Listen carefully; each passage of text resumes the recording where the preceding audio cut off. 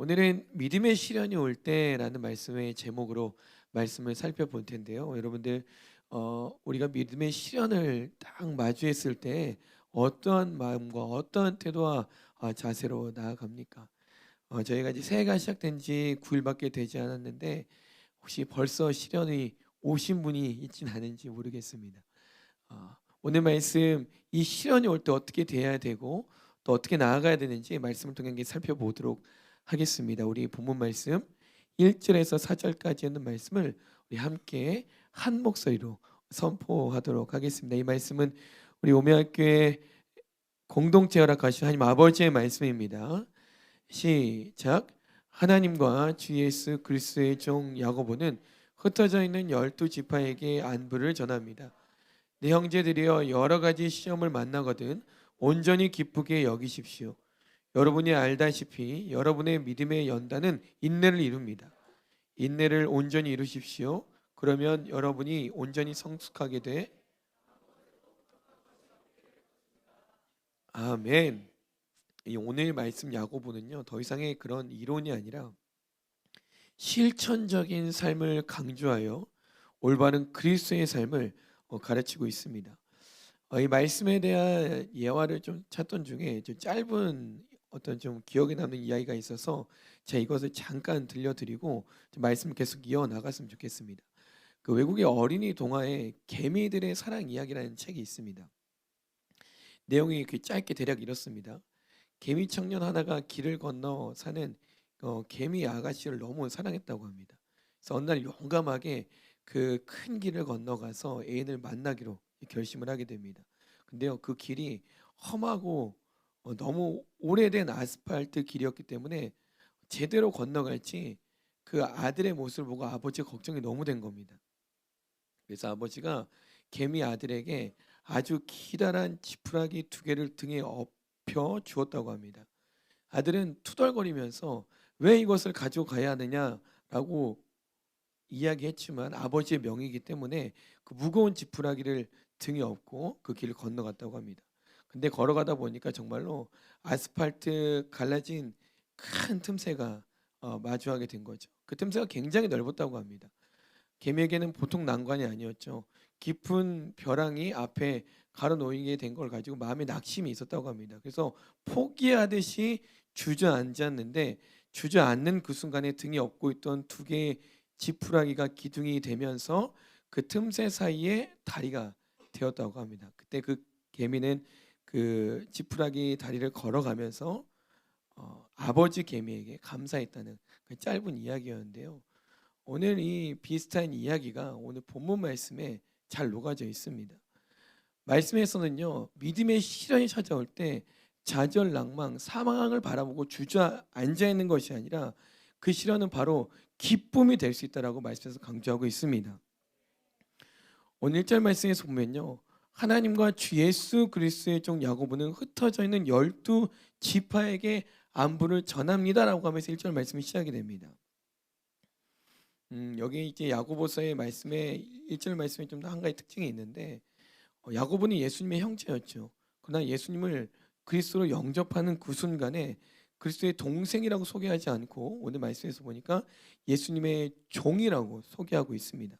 겸손함을 볼 수 있는 장면이죠. 그리고 흩어져 있는 12지파에게 편지를 쓰고 있다라고 했는데 이 당시의 시대적 상황이 어떤 상황이었냐면 스테반 스테반 집사가 순교 후에 계속되는 박해로 인하여 여러 곳에 흩어진 유대인 그리스도인들을 향해 이 지금 편지를 쓴 겁니다. 그러니까 예수님을 믿고 난 다음에 여러 가지 시련을 지금 겪고 있음을 알 수가 있죠. 야고보는 이러한 12지파의 성도들에게 도전 권면하고 있는 장면입니다. 2절 말씀에 내 형제들이요, 여러 가지 시험을 만나거든 온전히 기쁘게 여기십시오. 아멘. 야고보는 이들에게 시험을 기쁘게 여기라고 권면하고 있습니다.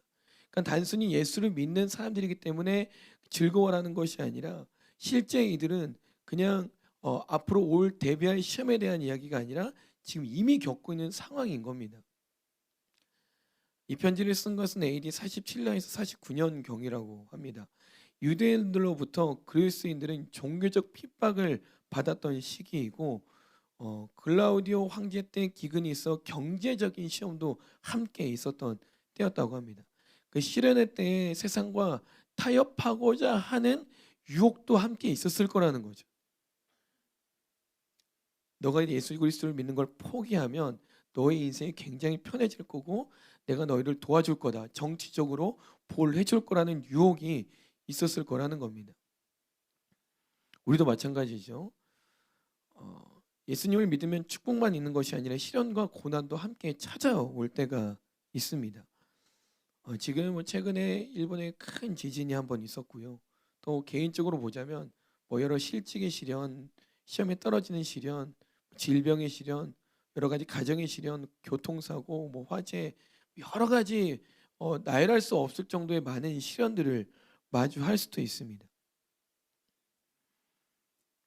이런 시련이 오면요, 보통은 절망적인 생각, 슬픈 생각, 두려운 생각, 원망, 불평하는 생각이 드러나면서 세상 사람들은 그때 어떤 걸 선택을 합니까?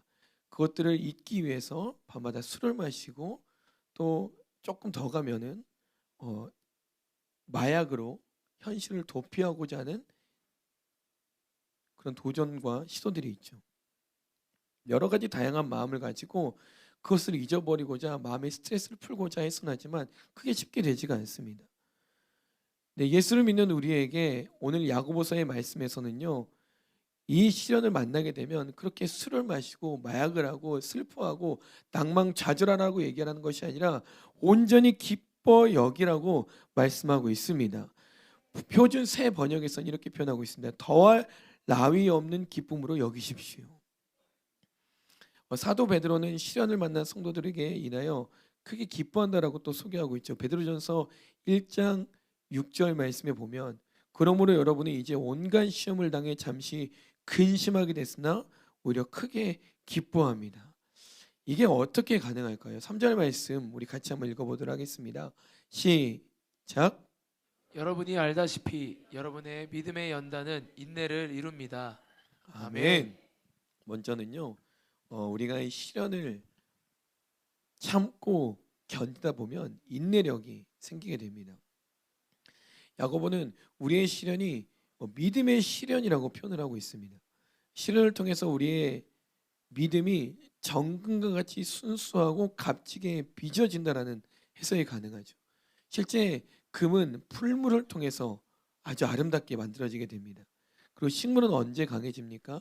하수에 있는 식물과 비바람을 맞으면서 자라는 식물하고는요, 그 향이 다릅니다. 우리가 최근에 살펴봤던 루터도 이런 얘기를 하죠. 훌륭한 목회자는 기도와 연구와 고난을 통해 만들어진다라고 이야기를 했습니다. 시련은요, 우리를 정말로 진실하게 만들게 됩니다.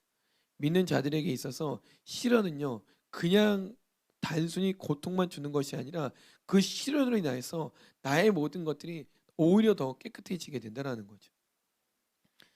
마찬가지로 시련 가운데 믿음을 지키면요, 그 믿음이 그냥 더 뭉개지는 것이 아니라 그곳에서 믿음을 지키고자 씨름하는 그에게 그 믿음이 더욱더 진하고 진짜로 만들어지게 된다는 겁니다. 우리의 믿음이 더욱더 마치 풀무에 있는 금처럼 더 순수해진다는 거죠. 4절 말씀에 인내를 온전하게 이루십시오. 그러면 여러분이 온전하고 성숙하게 돼 아무 것에서 부족함이 없게 될 것입니다. 오늘 이 말씀이 우리 오매학교의 성도들 안에 충만하게 녹아지고 풀어질 뿐만이 아니라 누리는 역사에 있게 축복합니다. 4절 말씀을 좀 한 번 더 살펴보자면요. 인내를 온전히 이루면 온전하여지고 구비하여 조금도 부족함이 없는 온전하고 성숙한 사람이 될 수 있다라고 말씀의 표현에 나와 있습니다. 우리는 성숙해지길 원하지 않습니까? 근데 다가오는 시련에 대해서 피하고 싶어 합니다. 이게 뭐가 맞지 않는다라는 거죠. 그러니까 우리가 하나님 앞에 더 깊어지고 주님을 더 사랑하기로 결정하고 주님을 더 따르기로 결정하고 주님 앞에 더 위대한 일꾼으로 쓰임받기를 원하는 기도를 올려드렸다라고 한다면요, 오늘 말씀을 근거로 봤을 때 시련이 올 수 있다는 겁니다. 오히려 그 시련을 통하여서 하나님께서 나를 주의 길로 인도해 주고 계시는 거라서 캐치하면서 또 감사하고 기뻐할 수 있는 계기가 될 수 있다는 거죠. 오늘 이제 이 말씀을 좀 헬라어로 좀 살펴봤을 때 좀 재밌는 표현을 좀 찾게 됐는데 2절 말씀에 보면은 그 시험이 여러 가지 시험이라는 표현이 있습니다. 그 여러 가지를 헬라어로 살펴보니까요. 그 뜻이 여러 가지 색깔이라는 뜻이 담겨져 있었습니다. 네, 그 여러 가지 색깔이라는 뜻이 이거랑 무슨 관련이 있을까? 여기에 대해서 많은 학자들이 이런 표현을 썼던 것을 좀 가져와 봤는데 이렇게 해석을 합니다. 위대한 그림을 보면 단색으로 그려져 있지 않다라는 거죠. 다양한 색깔로 그 그림은 조화를 이루고 있습니다. 이처럼 수많은 시련과 역경과 고통이 엮어져서 우리의 생애가 더욱 영광스럽고 아름답고 풍성한 하나님의 위대한 작품으로 만들어지는 것이다. 이렇게 해석을 하고 있다는 거죠. 다양한 시련을 이런 표현이 맞는지 모르겠습니다. 다양한 시련을 사모하십시오. 여러분들이 더욱더 놀라운 작품으로 완성이 되게 될 것입니다. 위대한 작품을 만들기 위해서는 하나님께서는 단색의 재료가 아니라 여러 가지 재료를 쓰시는데 그 재료가 바로 시련이라는 거죠. 여러 가지 시련이란 재료를 사용하여서 하나님은 우리의 생애에 하나님의 형상을 직접 조각하신다라는 겁니다. 이게 지금 우리에게 감사할 일 아니겠습니까? 여러 가지 시련의 상황 중에 이미 계신 분이라고 한다면은 이미 연초부터 하나님께서 여러분들의 인생에 하나님의 형상을 조각하시는 걸 이미 시작하셨다는 겁니다. 이건 정말로 축복된 일인 거고 하나님의 작품이 이미 연초부터 시작되고 있음을 확신하시면서 기쁨으로 나아가야 된다는 겁니다. 이 시련 중에 하나님의 형상의 조각이 완성되어져 가고 있는데 이거를 포기해야 되겠습니까? 아니면 말아야 되겠습니까? 아니면 여기서 인내로 나아가야 되겠습니까? 인내로 나아가야 되겠죠. 이것들을 깎여 나가고 있지만 이것들을 참고 기도하며 예배하며 나아갈 때 하나님이 원하시는 위대한 작품이 나올 수 있다는 겁니다. 그러므로 시련의 때에 우리는 인내함으로 시련을 참고 견뎌내야 됩니다. 그럼 하나님의 때에 우리는 온전한 하나님의 사람으로 완전하게 빚어지게 된다는 거죠. 오늘 야고보서는 이 말씀을 이렇게 얘기를 하고 있는 겁니다. 지금 스테반 이 집사를 통해 순교한 이 사건도 너무 가슴이 아픈데 그래서 흩어졌는데도 불구하고 계속 다가오는 시련의 아픔과 고통의 압박에 대해서 그 12지파에게 이런 편지를 쓰면서 얘기를 하고 있는 겁니다.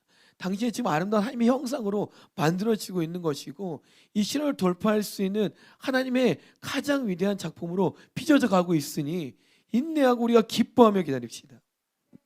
이렇게 말씀하고 있는 겁니다. 여기에 좀 대표적인 예의 인물이 있을까 찾아봤을 때 믿음의 선배 중에 바로 욥을 우리는 기억해낼 수 있습니다. 욥은 많은 시련을 당했죠.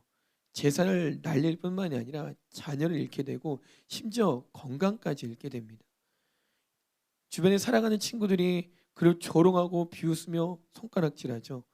그리고 내 옆에 있는 아내마저 하나님을 욕하고 오히려 죽으라고 이야기하면서 떠나가게 됩니다. 근데 그때 욥은 이렇게 고백하죠. 욥기 23장 10절 말씀 같이 읽도록 하겠습니다. 시작. 그러나 그분은 내가 가는 길을 아시는데 그분이 나를 시험하시고 나면 내가 금같이 나올 것이다. 아멘. 아멘. 욥은 어떤 시련에서라도 자신을 아시고 사랑하시는 하나님의 사랑을 의심하지 않았습니다. 친구들까지도 자신의 진심을 몰라도 아내도 내 진심을 몰라도 주변 사람 큰 누구도 진심을 몰라도 하나님은 아시는을 신뢰하고 믿고 나아갔다는 거죠. 그는 욥은 자신을 정금과 같이 단련하시는 하나님의 강도 높은 사랑을 신뢰하고 믿었다라는 것을 알 수가 있습니다.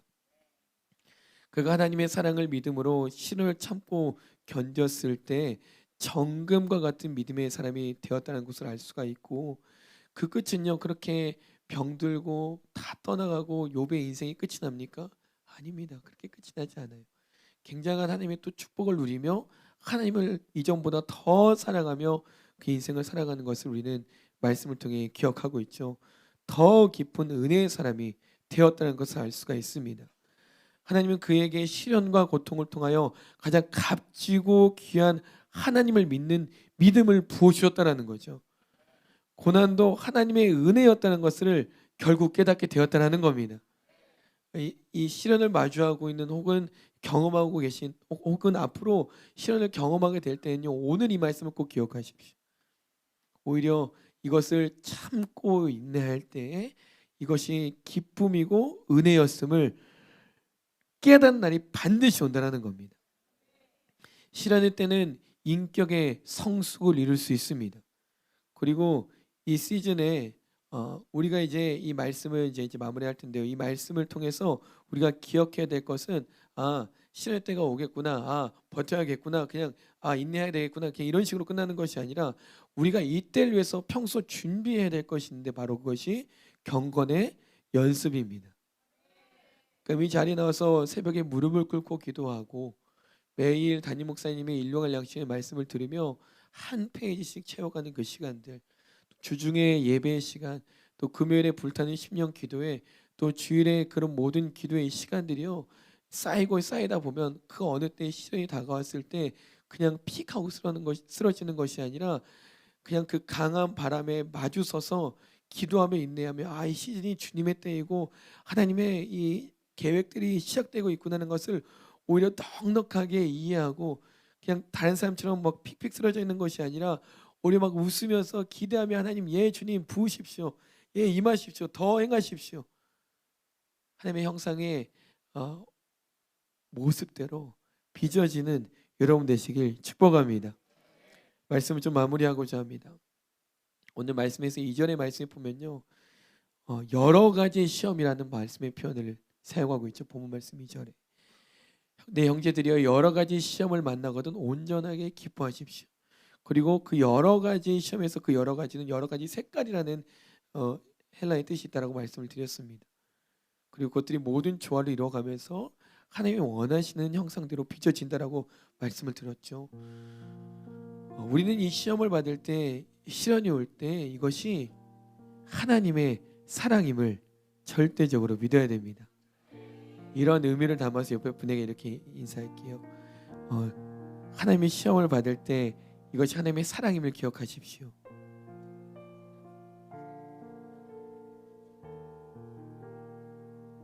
이 말씀의 근거로 봤을 때 그 시험의 종류가 뭔가 단순하지 않고 뭔가 많이 꼬여 있고 여러 가지 복합적으로 다가온다라고 생각하면요, 그건 더 기뻐하셔야 되는 겁니다.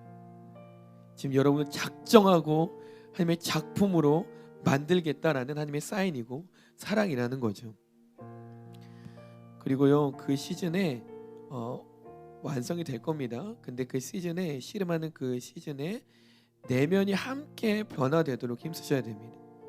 그리고 그것을 그냥 막 이를 바득바득 깔면서 기다리는 것이 아니라 평안함을 구하시고 그 시즌을 지낼 수 있는, 이건 하나님의 허락하신 시련이기 때문에 하나님의 지혜를 구하셔야 됩니다. 그리고 사단이 그걸 알 거 아니에요. 이대로 냅두면 진짜 하나님의 형상이 되겠구나, 하나님의 놀라운 작품이 되겠구나. 사단도 알기 때문에 계속 유혹할 겁니다. 왜 계속 버티는 거야 너는? 그냥 포기해. 힘드니까 특세 좀 쉬면 어때? 지난주 잘 나왔잖아. 이번 주에는 조금 힘을 빼면 어때? 여러 가지 그냥 이 실제적인 기도의 자리, 본질의 자리를 두고 계속 유혹한다는 거죠. 그래서 야고보서 1장 하반절 말씀에 보면 그 탐욕에 빠지지 않도록 주의해야 된다라고 또 강조하고 있습니다. 이러한 여러 시험들과 여러 이 것들을요, 그것이 평생 지속되는 것이 아니라 이 시험을 버티고 인내하고 통하다 보면 결국에는 하나님이 원하시는 성숙한 사람이 될 수 있다라는 겁니다. 오늘 말씀의 결론은 이제 이렇게 해석할 수 있겠죠. 성숙한 사람이 되고자 하거든 시련을 피해서는 안 됩니다. 시련이 다가오고 있다라면 하나님의 성숙한 사람으로 되어가고 있는 과정임을 알고 우리는 기뻐해야 됩니다. 이 시간 우리 함께 일어나서 기도하도록 하겠습니다. 시간 우리 함께 기도할 텐데요, 24년도 우리가 결단하고 기도하며 나아갈 텐데, 그리고 우리가 힘차게 나아갈 텐데, 혹여 여러분들 안에 이 마음 안에 이 시련이 다가올까봐 걱정하시는 분들 계십니까? 여러분들 오늘 이 말씀을 근거로 봤을 때 믿음의 시련이 다가올 것을 오히려 기대하십시오. 그리고 믿음의 시련이 다가올 때 하나님 내가 기뻐하게 하여 주시옵소서. 믿음의 시련이 찾아온다 하여도 상황과 환경을 보고 주저앉아 있는 것이 아니라 기쁨으로 감당해내게 하여 주시고, 그 시련을 넘어 하나님의 신실하시고 놀라운 계획을 깨달아 감사하며 나아가 누리게 하여 주시옵소서. 믿음의 두 손 높이 드시고 우리 주여 세 번 크게 치며 기도합니다. 주님! 주님!